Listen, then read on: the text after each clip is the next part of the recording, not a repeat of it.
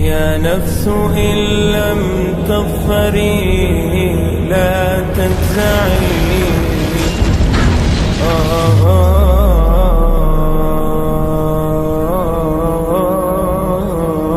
اے اللہ ہم بھٹک گئے تھے، اللہ ہمیں معاف فرما، لیکن اس توبہ کا تقاضا کیا ہے؟ دیکھو اپنے وجود کو اور اپنے گھر کو اور اپنی معیشت کو اور معاشرت کو، جو چیز خلاف اسلام ہے نکال دو۔ اگر یہ نہیں کرتے تو کوئی توبہ نہیں، ساتھ بکواس۔ آپ توبہ کی تسبیحیں پڑھتے رہیے، استغفر اللہ ربی من کل ذنب واتوب الیہ، لیکن جو خباثت کاروبار میں ہے وہ جاری رہے گی۔ حج کرائیں گے، 2 4 6 حج کیے ہوئے ہیں، لیکن جیسے جاتے ویسے ہی واپس آتے ہیں۔ جو سودی کاروبار کرتے ہوئے گئے تھے، آتے ہی فوراً دوبارہ اس کو شروع کر دیا۔ یہ توبہ نہیں، توبہ یہ ہے کہ اپنی ذات، اپنے گھر پہ تو آگے اختیار ہے نا، اگر نہیں تو ڈوب مرو۔ اگر اپنے گھر پر بھی اجی عورتیں نہیں مانتی، تم مر جاؤ۔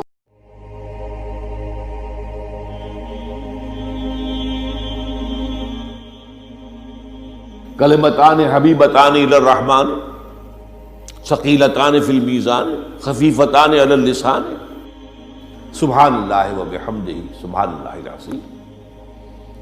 2 کلمے ہیں ایسے جو زبان پر بہت ہلکے ہیں، میزان میں بہت بھاری ہیں، رحمان کو بہت پسند ہیں۔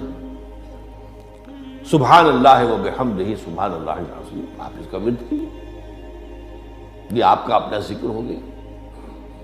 پھر یہ بھی ذکر ہے، آپ دوسروں کو اللہ کی طرف بلائیں، دعوت دیں، یہ بھی ذکر ہے اللہ کا۔ اس لیے حکم فرمایا ہے کہ فذکر بالقرآن من یخاف وعید، تذکیر کیجیے، یاد دہانی کرائیے، نصیحت کیجیے ان کو قرآن کے ذریعے سے، یہ بھی ذکر ہے۔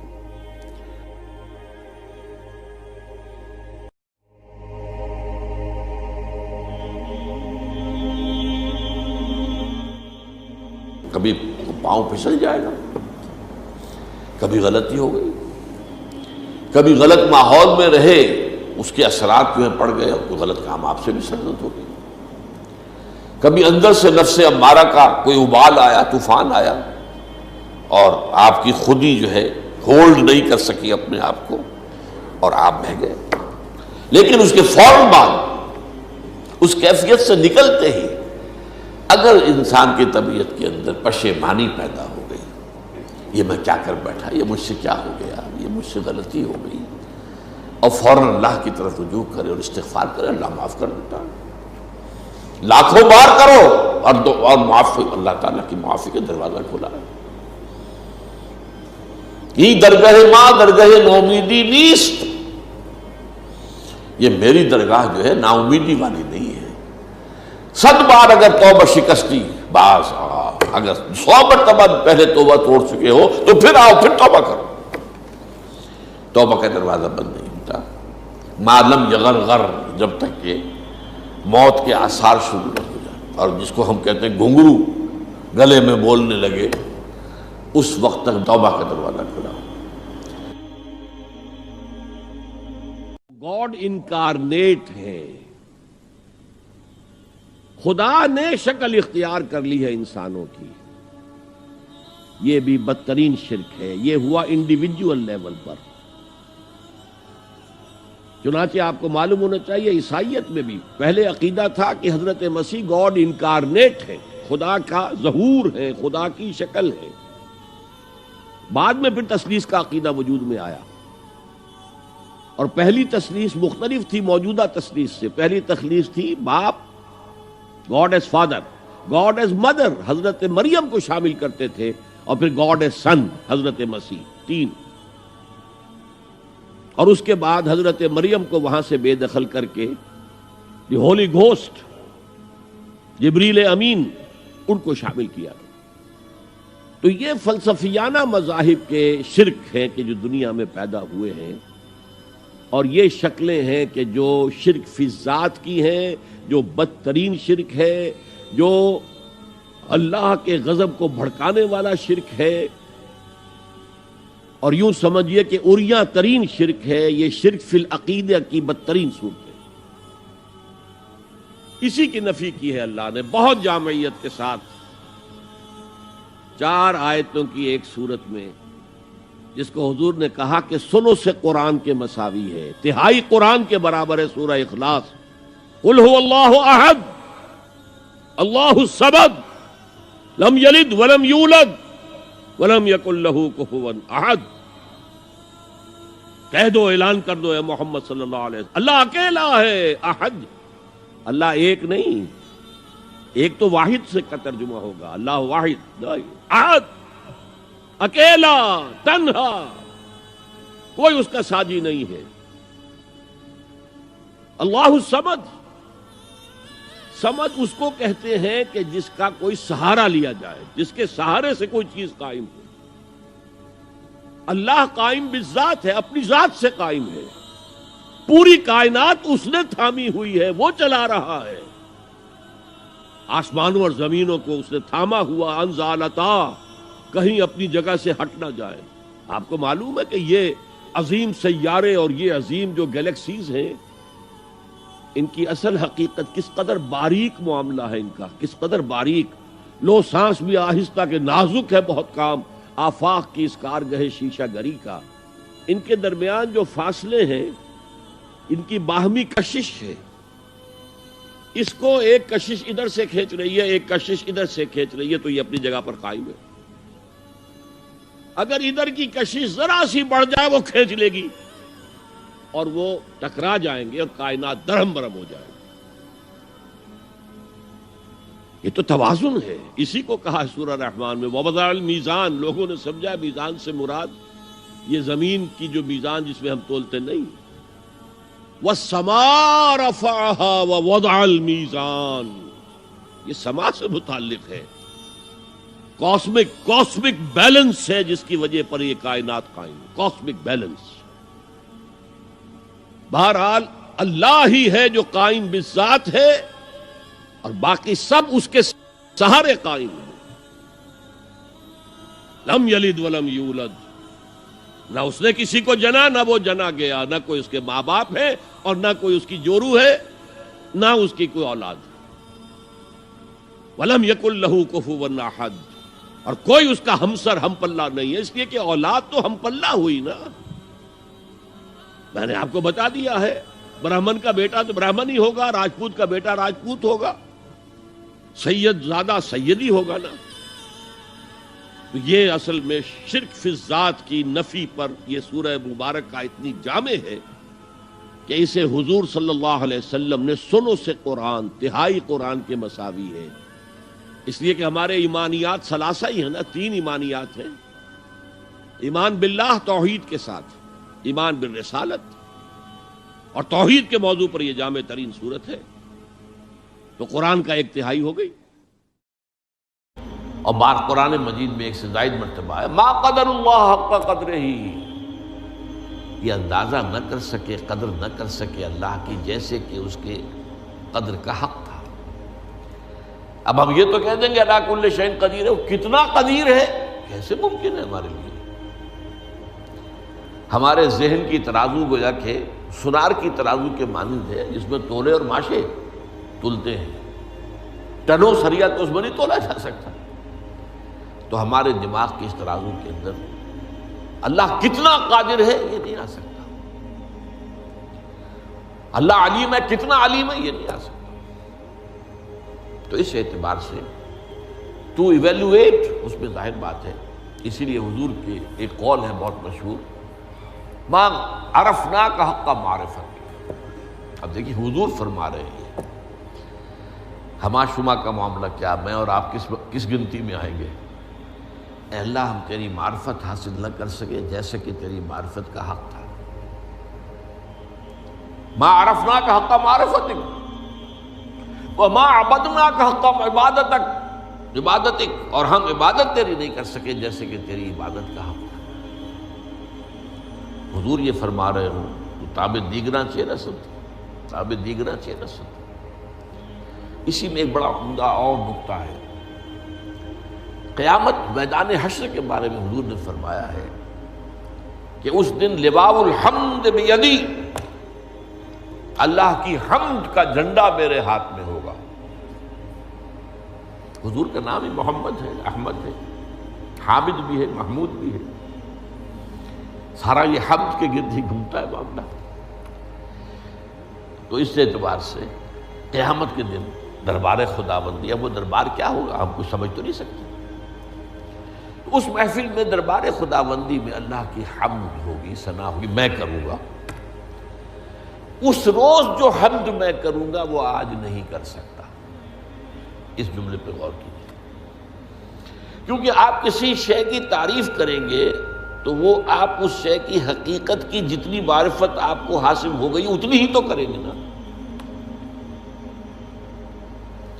آپ کی جو انڈرسٹینڈنگ ہے اس سے آگے تو نہیں جا سکتے۔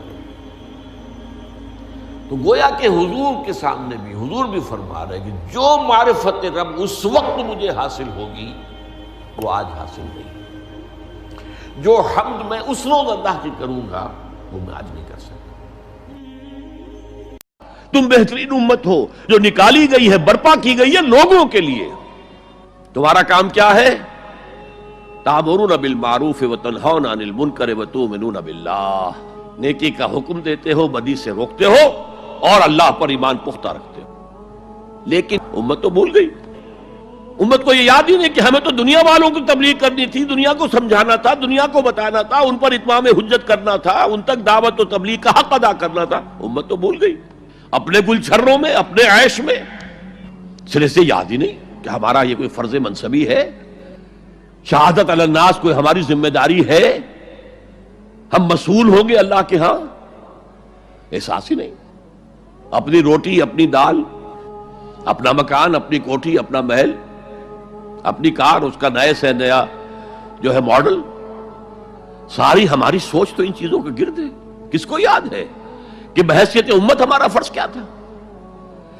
اس حال میں کچھ لوگ تو ہونے چاہیے جو ہوش میں آئے، تو جاگو اور جگاؤ۔ جسے ہوش آ گئی، ارے ہماری ذمہ داری تھی، ہم بھولے بیٹھے، اسی لیے ہم برباد ہو رہے، تباہ ہو رہے، تو دوسروں کو بھی جگائیں، دوسروں کو بھی یاد دلائیں، اور مل جل کر ایک امت بن جائیں۔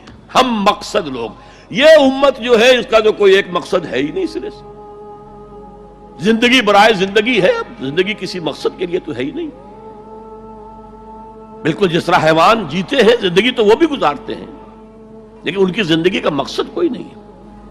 لیکن جو جاگ جائیں، جنہیں احساس ہو جائے، جو محسوس کر لے کہ یہ ہماری اجتماعی ذمہ داری ہے، اور اسی کو پورا نہ کرنے کے باعث ضربت علیہم الذلۃ والمسکنۃ وباؤوا بغضب من اللہ کی صورت جو کبھی یہود کی تھی وہ آج ہماری ہو چکی ہے۔ پہلا کام وہ دعوت الی الخیر، اور خیر کیا ہے؟ دعوت الی الخیر، دعوت الی القرآن، خیر مطلق صرف قرآن ہے، دنیا کی تمام نعمتوں سے بڑھ کر قیمتی خیر، خیر اعظم قرآن ہے۔ من قال به صدقہ، من عمل به اجرا، ومن حکم به عدلا، ومن دعا الیہ ہدی الی صراط مستقیم۔ جو اس قرآن کی بنیاد پر کوئی بات کہے اس نے سچ کہا، جو اس قرآن کے پر عمل کرے اس کا اجر محفوظ ہے، جو اس قرآن کی روح سے کوئی فیصلہ کرے اس نے عدل کیا، اور جو اس قرآن کی طرف بلائے کسی اور کو ہدایت ہو نہ ہو اس کی ہدایت تو ہو گئی، انشورڈ۔ ومن دعا الیہ ہدی الی صراط مستقیم، تو قرآن کی طرف بلاؤ۔ دوسرا کام امر بالمعروف نہی عن المنکر، نیکی کا حکم دے، بدی سے روکے۔ تمہیں لازماً نیکی کا حکم دینا ہے، بدی سے روکنا ہے، ورنہ اللہ لازماً تمہارے دلوں پر مہر کر دے گا۔ من رأى منکم منکرا فلیغیرہ بیدہ فإن لم یستطع فبلسانہ فإن لم یستطع فبقلبہ وذلک اضعف الایمان۔ تم میں سے جو شخص بھی کسی بدی کو دیکھے اس کا فرض ہے کہ طاقت سے، ہاتھ سے اس کو روکے، بدلے۔ اگر اس کی استطاعت نہ رکھتا ہو تو زبان تو استعمال کرے، گونگا شیطان تو نہ بن جائے، کہے تو صحیح اللہ کے بندے باز آ جاؤ، اے اللہ کے بندو اللہ کے غضب کو دعوت مت دو، کہو تو صحیح۔ اور اگر زبانوں پہ بھی تالے پڑ گئے ہوں اور زبانوں کے گدیوں سے کھینچے جانے کا امکان ہو جائے تو آخری درجے میں فَإِلَّمْ يَسْتَطِعْ فَبِقَلْبِهِ، دل سے شدید نفرت تو رکھے، راتوں کی نیندیں حرام تو ہوں، سوچے تو صحیح کیا ہو رہا ہے۔ دولت کی تقسیم کا نظام اسلامی نہیں ہے، سیاسی نظام اسلامی نہیں ہے، اس اعتبار سے ہمارے اندر شدید نفرت تو ہو۔ اگر یہ نفرت بھی نہیں ہے، اگر بے چینی بھی نہیں ہے، کوئی کڑھن بھی نہیں ہے، فرمایا ذالک اضعف الایمان، یہ ایمان کا کمزور ترین درجہ ہے۔ کیا معنی؟ اس کے بعد پھر ایمان نہیں ہے۔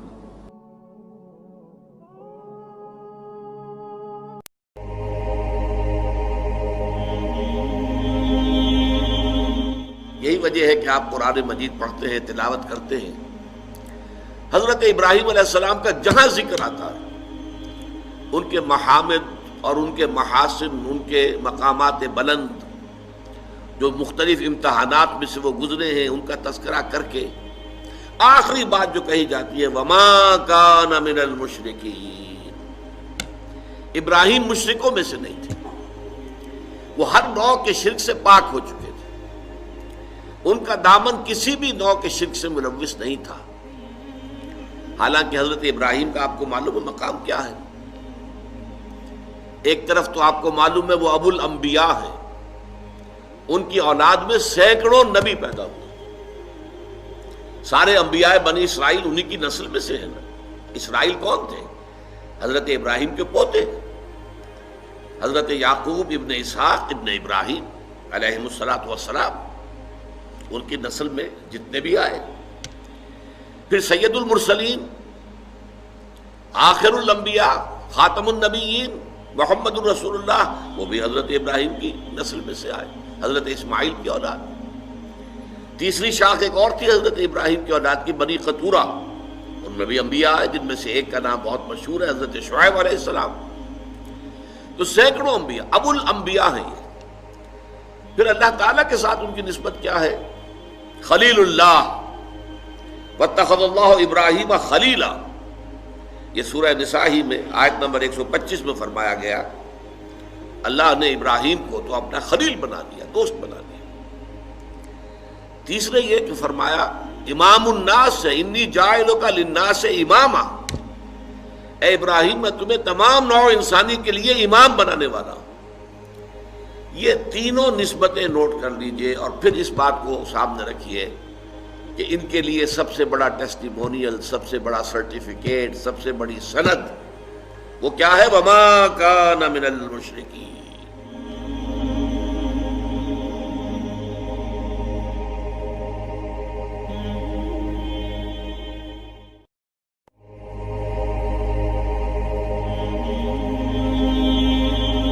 بہرحال یہ جو دو آیتیں ہیں آخر کی اس رکوع کی، ان میں تواضع اور تکبر کا ازالہ، تواضع جو انسان میں پیدا ہوتی ہے وہ اس سے، اس کا عملی میں آپ کو نسخہ بتا رہا ہوں، انسان اپنے عیبوں پر نگاہ رکھے،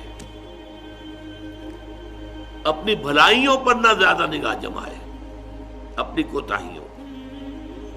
کون شخص ان کا کامل ہے؟ کامل کوئی نہیں، کسی نہ کسی پہلو سے کوئی خامی، کوئی کمی کہیں نہ کہیں تو ہے، اس پر نگاہ جمائے رکھو، تو اس سے یہ ہے کہ تکبر پیدا نہیں ہوگا، تواضع پیدا ہوگا، انسان کے اندر حلم پیدا ہوگا، اور تکبر کا ازالہ اس سے ہوتا ہے انسان اس کائنات کی وسعتوں کا، اس کی پہنائیوں کا ذرا تصور کرے، اس پوری کائنات میں میری حیثیت کیا ہے؟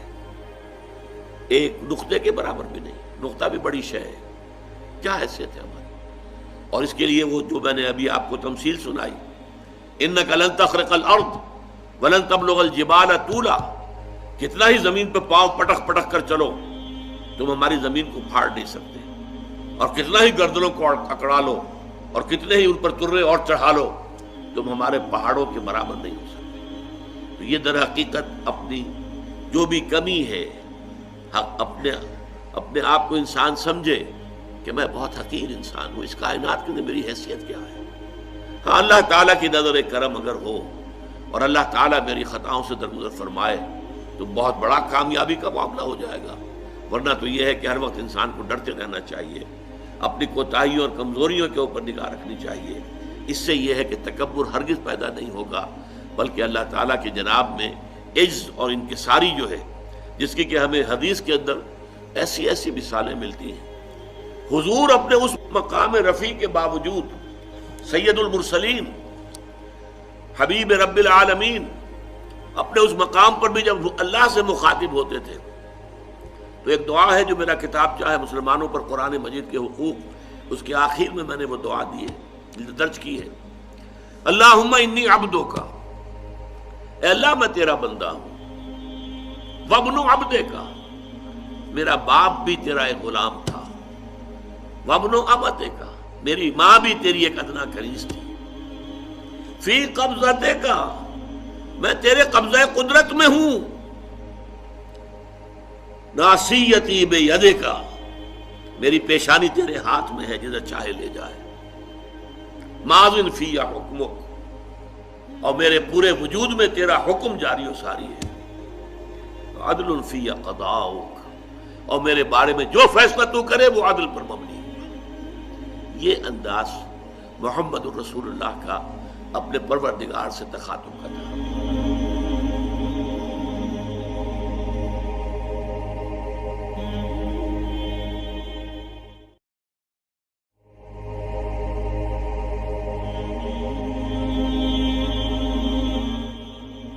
اس کے ساتھ ہی حضرت مسیح جب آئیں گے، یکسر الصلیب و یقتل الخنزیر، حدیث کے الفاظ یہ ہیں، صلیب کو توڑ دیں گے، خنزیر کو قتل کر دیں گے۔ یعنی یہ جو دو چیزیں انہوں نے گھڑ لی ہیں عیسائیوں نے، صلیب پر حضرت عیسیٰ مصلوب ہوئے، اب وہ ان کا نشان ہے قومی، حضرت مسیح کہیں گے میں صلیب ہوا ہی نہیں، یہ کیا تم نے کہانی بنا رکھی ہے، لہذا صلیب ختم، عقیدہ صلیب ختم تو عیسائیت ختم، عیسائیت تو کھڑی عقیدہ صلیب کے اوپر۔ اور ایک یہ کہ پہلے سے جو ایک شریعت چلی آ رہی تھی حضرت موسیٰ کی شریعت، اس میں بھی خنزیر کا گوشت حرام تھا، انہوں نے حلال کیا، حضرت مسیح کہیں گے تم نے غلط کام کیا، یقتل الخنزیر، خنزیر کو قتل کر دیں گے۔ عیسائیت بحیثیت مذہب ختم ہو جائے گی، عیسائی مسلمان ہو جائیں گے، سب مسلمان، اور پھر جو اس وقت کے عیسائی ہوں گے وہ مل کر ایک امت واحدہ بن جائیں گے۔ یہودی سب کے سب قتل ہو جائیں گے، اور ان میں سے اگر کوئی امکان بچنے کا ہے تو ان کا کہ جو حضرت مسیح کی آمد ثانی کے اوپر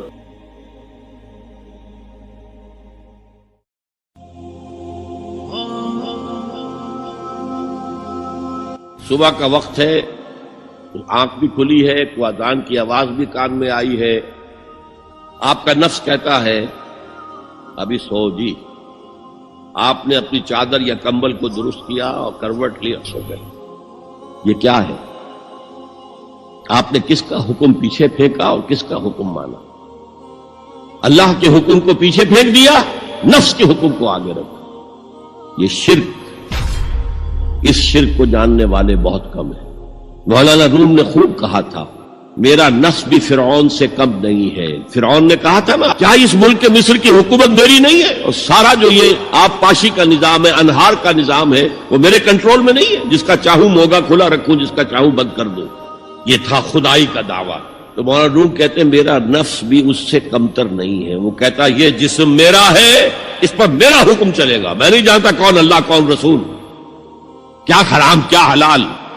تو فرعون سے کم تو نہیں ہے میرا نفس، لیکن فرعون اس کی بہت مدد تھی، فوج تھی، لاؤ لشکر تھا، تو اس نے زبان سے بھی کہہ دیا کھل کر الا ربکم الاعلی، میں مسکین ہوں، غریب ہوں، میرے پاس کوئی طاقت نہیں ہے، میں زبان سے تو کچھ نہیں کہہ سکتا، اندر سے میرا نفس یہی کہتا۔ یہ نفس کی حکومت قرآن کہتا ہے، میں حیران ہوتا ہوں۔ اے نبی، تم نے دیکھا اس شخص کو، اس کے حال پر غور کیا جس نے اپنی خواہش نفس کو اپنا الہ بنا دیا ہے؟ اللہ اکبر، الہ، لا الہ الا اللہ۔ کیا آپ ایسے شخص کی کوئی ذمہ داری لے سکتے ہیں؟ سود حرام ہوا کرے جی، حرام ورام، ہمارا دھندا جو ہے وہ آگے بڑھ نہیں سکتا، تو اللہ کے حکم کو پیچھے ڈالا، نفس کے تقاضے کو آگے رکھا۔ کون معبود ہے آپ؟ نام عبداللہ رکھیے، نام عبد الرحمن رکھیے، ہے عبد النفس، نفس کے بندے، نفس کے غلام۔ پوچھا گیا ایو الہجرت افضل یا رسول اللہ، اے اللہ کے رسول بتائیے سب سے اعلیٰ ہجرت کون سی ہے، افضل؟ فرمایا ان تہجر ما کرہ ربک، ہر اس چیز کو چھوڑ دو جو تمہارے رب کو پسند نہیں۔ آج رات ہی سے آپ ہجرت شروع کر سکتے ہیں۔ جائزہ لیجئے کیا کیا چیزیں میری زندگی میں خلاف شریعت ہے، تو اللہ کو ناپسند ہے، فیصلہ کیجئے کہ آج کے بعد نہیں ہوگی، ہجرت شروع ہو گئی۔ تو جہاد تو یہاں سے شروع ہو گیا، اپنے نفس کے خلاف جہاد کرنا۔ صبح نفس نے کہا بھی سو جا، آپ نے نفس کی بات کو رد کیا، اپنا کمبل اٹھا کے پھینکا، اٹھے، وضو کیا، نماز کے لیے آپ مسجد چل دیے، آپ نے جہاد کیا نفس کے خلاف۔ یہ افضل الجہاد ہے۔